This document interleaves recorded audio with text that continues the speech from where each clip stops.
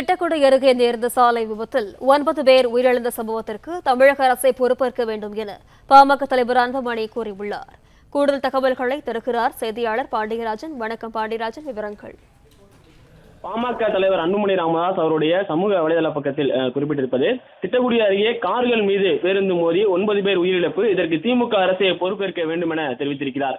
கடலூர் மாவட்டம் திட்டக்குடியை அடுத்த எழுத்தூர் என்ற இடத்தில் திருச்சியில் இருந்து சென்னை வந்து கொண்டிருந்த அரசு விரைவு பேருந்தின் முன்பக்க டயர் வெடித்து சாலை தடுப்பை உடைத்துக் கொண்டு எதிர் திசையில் வந்து கொண்டிருந்த 2 கார்கள் மீது மோதியதில் காரில் பயணம் செய்த 9 பேர் உயிரிழந்தனர் என்ற செய்தி அறிந்து அதிர்ச்சியும் வேதனையும் அடைந்திருப்பதாக அன்புமணி ராமதாஸ் குறிப்பிட்டிருக்கிறார்.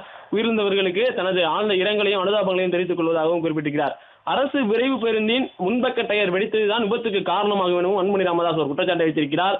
அரசு விரைவு போக்குவரத்து கழக பேருந்துகளின் டயர்கள் வெடிக்கும் நிலையில் உள்ளன என்றால் எந்த அளவுக்கு மோசமான நிலையில் அரசு பேருந்துகள் பராமரிக்கப்படுகின்றன என்பதை தெரிந்து கொள்ளலாம் எனவும் அன்புமணி ராமதாஸ் குறிப்பிட்டிருக்கிறார்.